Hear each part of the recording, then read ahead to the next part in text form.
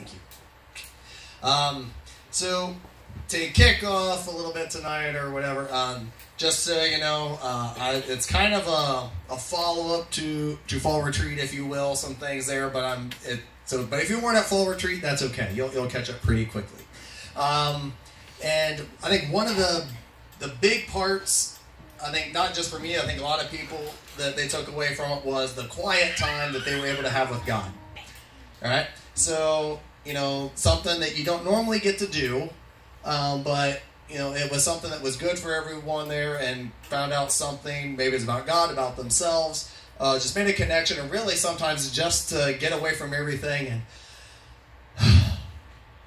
And sometimes that is just needed, just that rest and that time to just take a breath and not think about anything. It's a fantastic thing sometimes. But it's very rare that gets to happen. But I think one of the things too is that I think that God is continually speaking to me is the importance of why that quiet time is important, because that is where we can really hear His voice best. Because we don't have the distractions of your schoolwork, homework, whatever, your sports, your band, or even just being at home with, maybe you live in a loud house like the Niemeyers. People just talk loud. That goes on. But, TVs are on, phones are going, there's just a lot of commotion, right? So sometimes it's just hard to just sit and, without someone going, "Where are you at? Did you get your homework done?" Leave me alone. I'll go. That has some nerves. Okay. All right, good. So, but in this is that ways we seek God or try to hear from God, and Elijah was one of them. I know there's been a few times in here recently we even talked about Elijah on Mount Carmel, that they have this grand face-off between Elijah, who is the only prophet of God, and then you got all these prophets of Baal and Asherah, totaling 850, and fire doesn't come. They're praying and doing all their stuff all day long. Nothing happens. Elijah prays like a 30-second prayer. Fire comes down, consumes everything, and they butcher all the other prophets. That's an awesome story.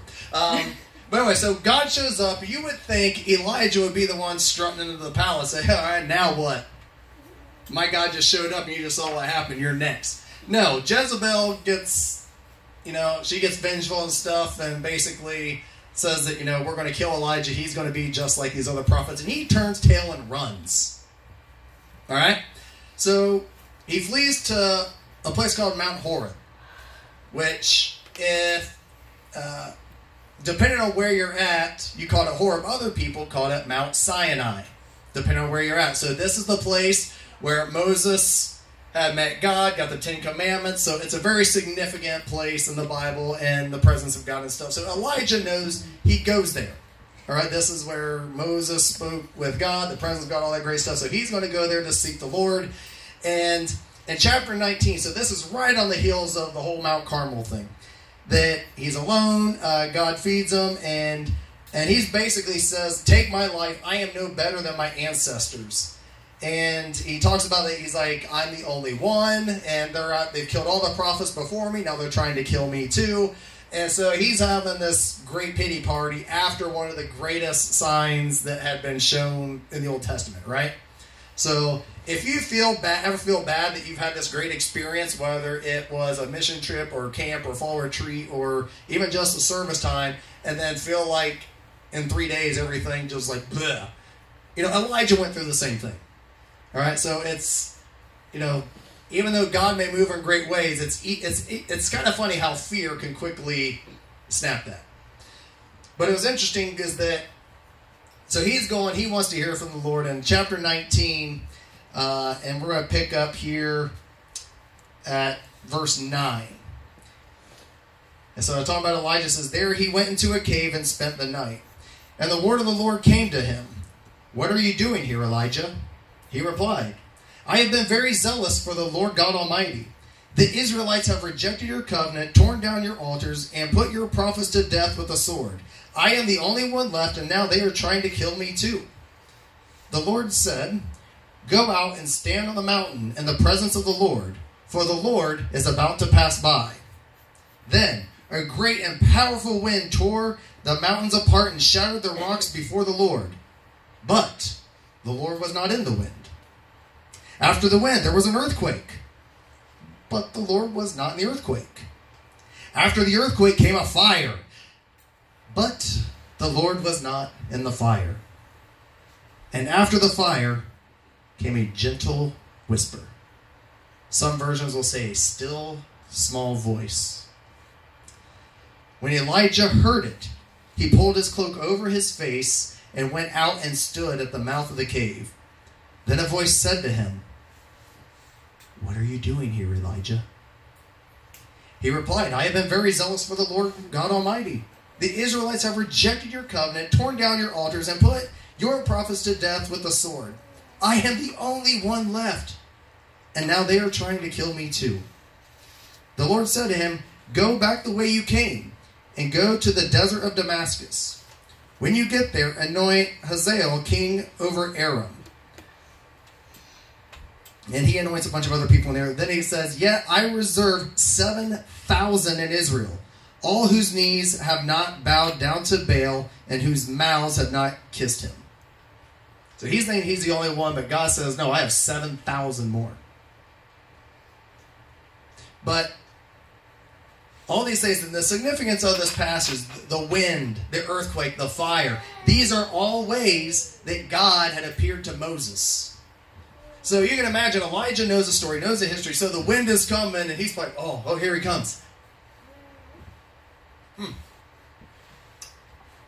Wasn't in the wind. Then an earthquake happens. Oh, okay, surely God's here. Big earthquake, okay. Don't hear ya. Thanks. Oh, then fire comes. Oh, surely God, he always comes in fire, and I'm going to listen. And really? Wind, earthquake, fire. Okay, God, I'm expecting you to move. I'm expecting you to do something, and nothing. So now he stands and waits. What are you doing here, Elijah? And it's really interesting. He knew it because he said he covered his face, because he was now in the presence of the Lord and all that. So he's expecting God to show up how he had shown up before to the ancestors, to Moses. But God comes differently. And I think that's one of the things, too, is that we miss, is that even as great as a camp or fall retreat are, is that when we go, we do certain practices because we feel like, well, God spoke to me that way through that song in that moment. So obviously every time we sing Forever by Carrie Job, he's going to do the same thing. Oh, that song doesn't quite mean as much to me today. Didn't hear you, Lord. You ignored me? Not cool. Oh, okay. Oh, this song. Yeah, he's going to move in this song. Yeah. No. Guess just don't have it today. God's mad at me. We haven't talked. So we get these expectations, and I think a lot of times the moments in silence is God will speak to us, but it's probably not going to be the same way, because we mature and grow, and God can speak to us differently. He can speak to us at a new level, and just being open to what he wants to do. And so part of this whole idea of being alone, getting silent, blocking out distractions, this kind of tied into, it was a conversation actually me and Lindsay had earlier this week, or Lindsay and I, or I'm not in English anymore, I don't care. We had a conversation, and these it's taking hi. Cell phones, technology, they're great, right? You can FaceTime, you can text, you can send emails. For those of us who actually still do that, there's a lot of cool things you can do with technology. But how many of you would say that the cell phone is probably the thing that distracts you the most from anything else you're doing? Whether it's a game through an app, you're texting somebody, you're doing 8,000 selfies. Driving? You do that while you're driving? No, I'm just saying.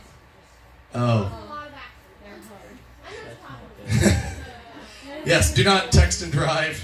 Selfie and drive. That's very dangerous. My brother did it on a motorcycle. This is how I looked before I got my face shut. All right. Oh, too dark? Okay. Anyway, so we got to talk about this is that, and this is something went through one of my classes that's called Spiritual Disciplines Handbook. Fantastic stuff I like to go through every now and then. And this one, it talked about unplugging. So tech savvy kind of people, and he's telling a little story about how, he's getting like an email birthday card from a guy that works 2 offices down from him, but the guy can't take the 10 steps to come to his office and say happy birthday. Right? And so he talks about, like, he goes through all these emails, like he comes back from vacation and all this stuff, and so he's interacting with people, but it's kind of a false reality thing because he's not really talking to them. He just is kind of a virtual world, what through email or texting and things like that, which they're touching base, but, he's not talking to them. He can't read body language. He doesn't hear their tone, things like that. So there's things missing. But he gets to this point, and he says this about unplugging, so getting away from stuff. He says, unplugging recognizes that personal beings, which we are, personal beings are created for personal interaction by a personal God. We need to be in the presence of each other. Digital connections aren't enough to keep us healthy. We need to be touched. We need nonverbal signals. We need uninterrupted spaces in our lives for the presence of God and the presence of others.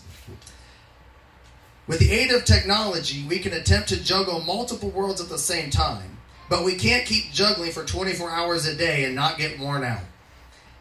And this was a few years ago. I'm sure these numbers have gone up. It says, in a world where people use the internet on an average of 30 hours a week and keep their TV or radio on 8 hours a day, we need to get unplugged from virtual reality and address our addiction to technology and the toxins it brings into our lives. Unplug and look into the eyes of another human face and see the beauty of God's creation. So we are made in His image, right? And so part of this conversation we had is that because of technology, there are certain traits and or things you learn along the way, like that you guys don't get a chance to do because technology's kind of taken that away. For example, we grew up before cell phones showed up, right? So there was one phone in the house, maybe you had 2, but the phone would ring. It's the same line, they need to answer it. And so I have an older sister named Tammy, and so I call, I was like, hello, this is Naga residence. Like, yeah, is Tammy there? I was like, yes, she is. Just one moment. Can I ask who's calling? Oh, this is Monica. Okay, I'll just hold on for a second. And I'd go find my sister, say, hey, Tammy, Monica's on the phone for you. So Tammy would come from wherever she was and get on the phone and talk. But that trait in there, it taught us how to answer a phone, how to be courteous and respectful, and how to do all that stuff when people call. The same and it helped us when we would go and talk to people, interpersonal communication. That because I knew how to answer a phone, I could go up to people like, hi, how are you? I'm John. Oh, okay. But the other thing too is that even calling someone on the phone, not only did we know how to answer the phone, we knew how to end a conversation. And it could be like, we're talking and say, oh, hey, mom's calling me for dinner, gotta go, I'll see you at school tomorrow. Okay. Or hey, my dad needs to use the phone, I'll touch base with you either later tonight or tomorrow. Okay, goodbye. Click. So we knew when the conversation was over, and we could move on with our lives. Like, it wasn't like waiting, he hung up the phone 15 minutes ago, why hasn't he called me back? That jerk!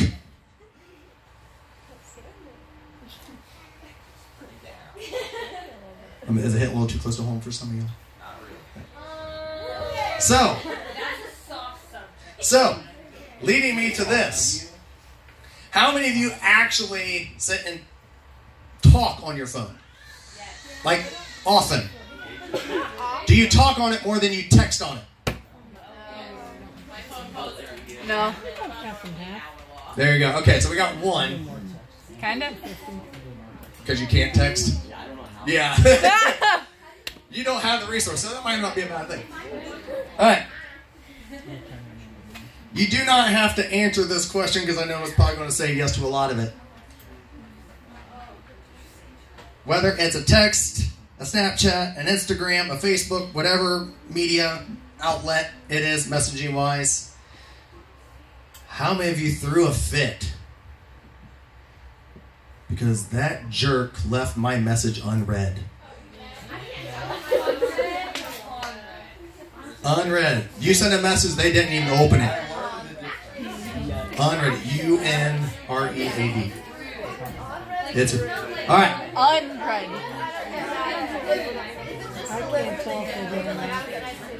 So here, next step up.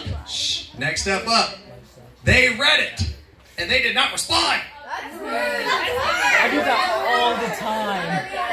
I do that all the time. Have you ever considered I do that all the time. that might be the end of the conversation and you got the last word?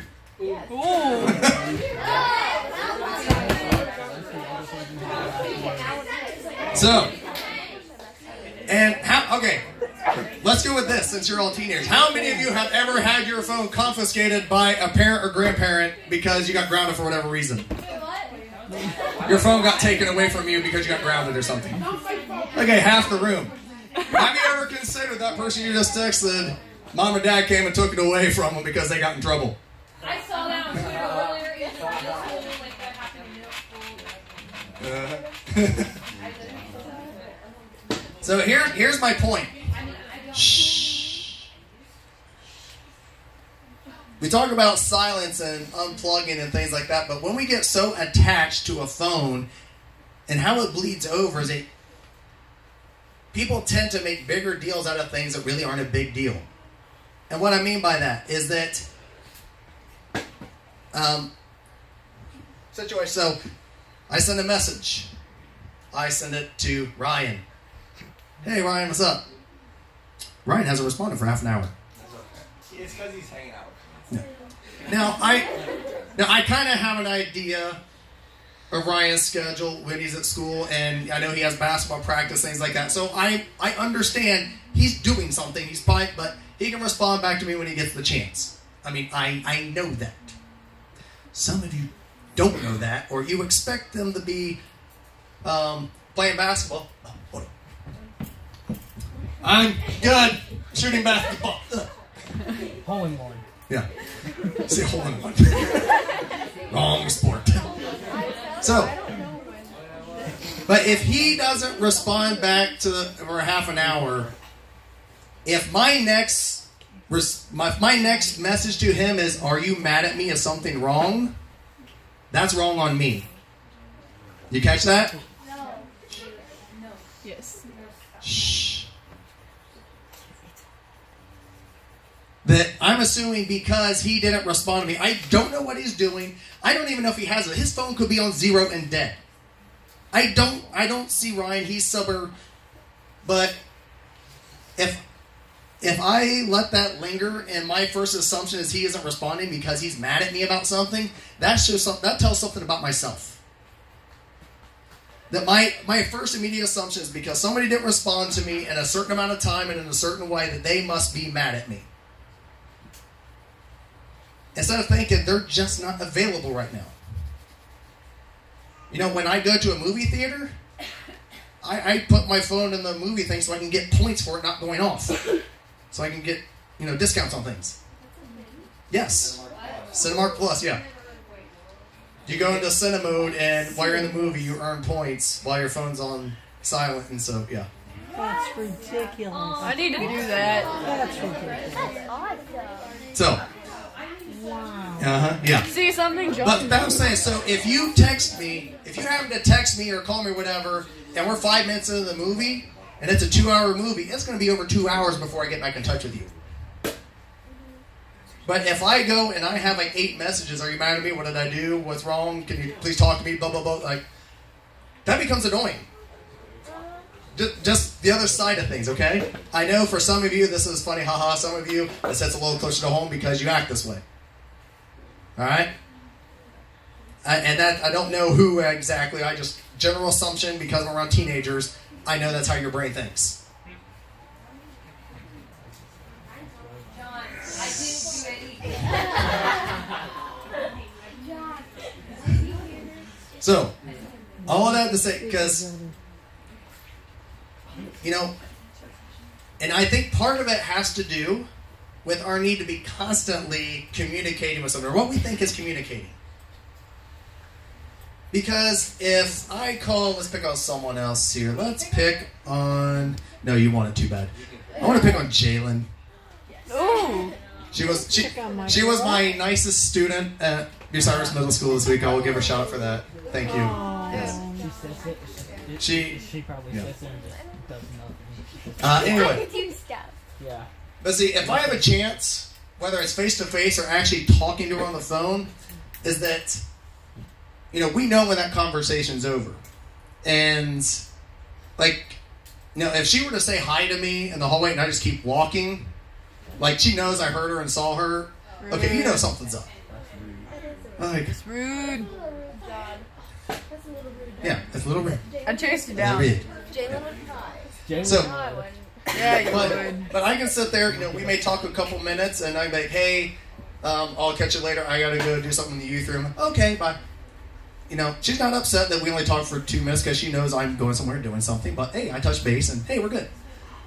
Our text world, our message world it's just different. That yes, I'm kind of with it on. I have it on me all the time, but there are times I just can't respond, and there's times you guys can't respond. And in some cases, sometimes you're not allowed to respond. Oh. I got an amen from Teresa. I heard it in the... Yeah. So, but anyway, bringing it in is that there are things that, sometimes to pull away from the phone and to get in the silence. So when I say get time in silence with God, include your phone. Put it on silence. Put it somewhere where you can't see it, you can't hear it, so you're not distracted with it.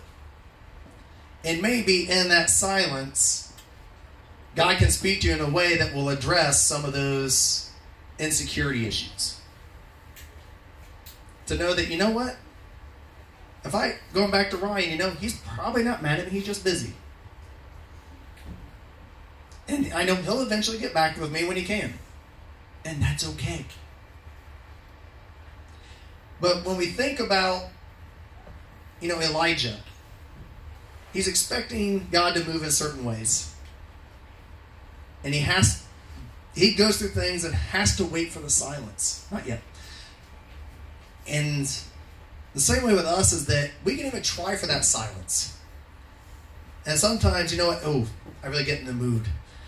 And I play some of that praise and worship music. Yeah. I get fired up. I get into it. And that may be well and good. But sometimes it's good to even cut the music and just...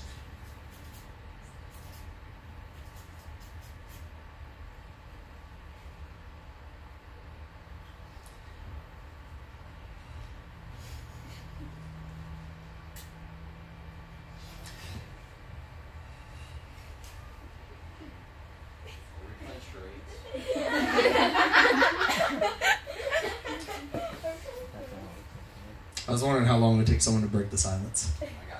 It's hard, isn't it? Feels weird. I like it. I've been around kids all day. So, okay.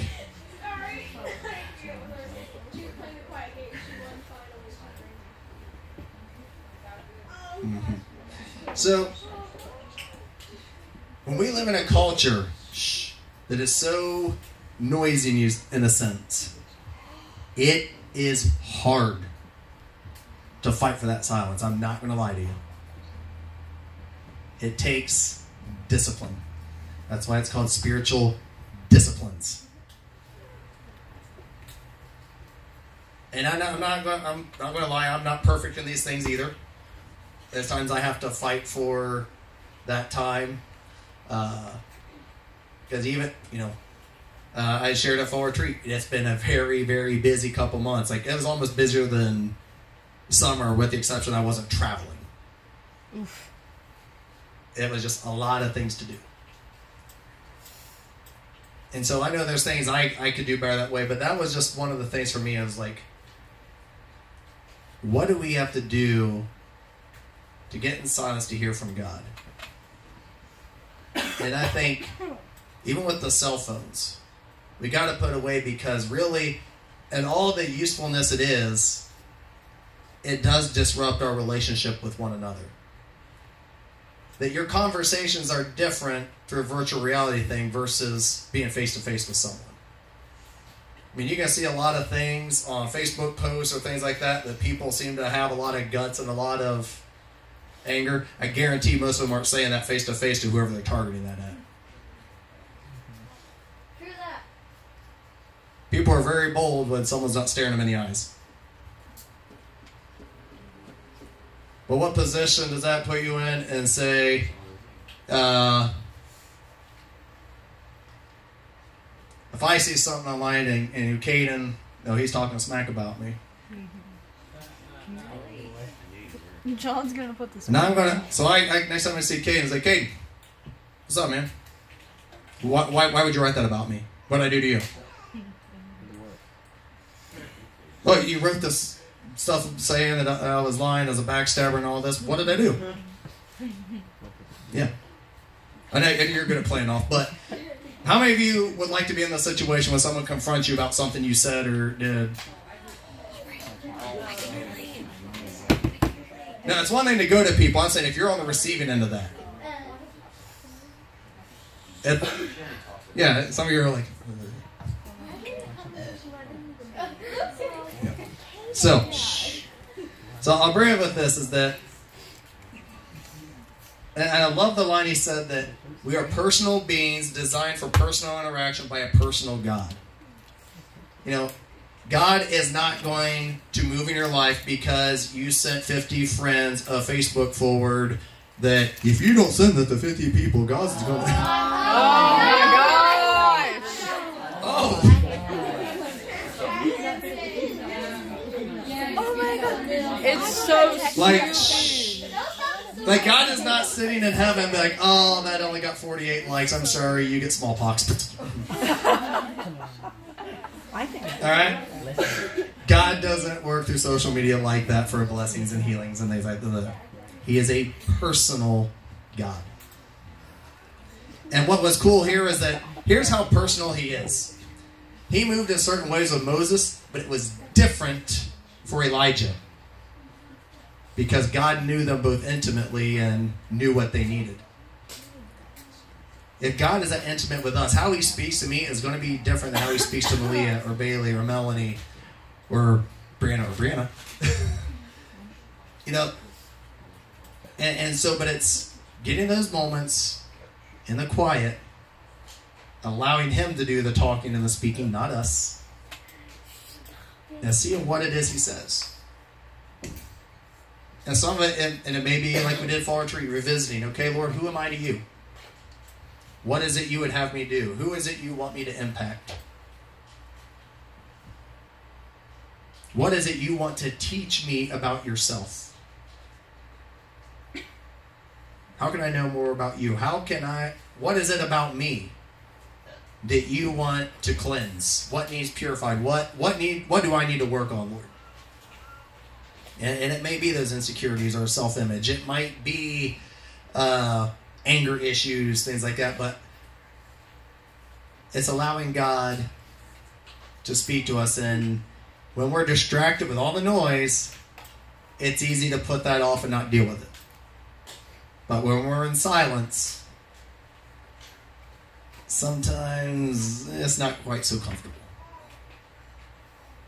But when God can get us to that point, that's where we can grow. Amen? Okay. All right, we're going to pray, and then we'll let you go.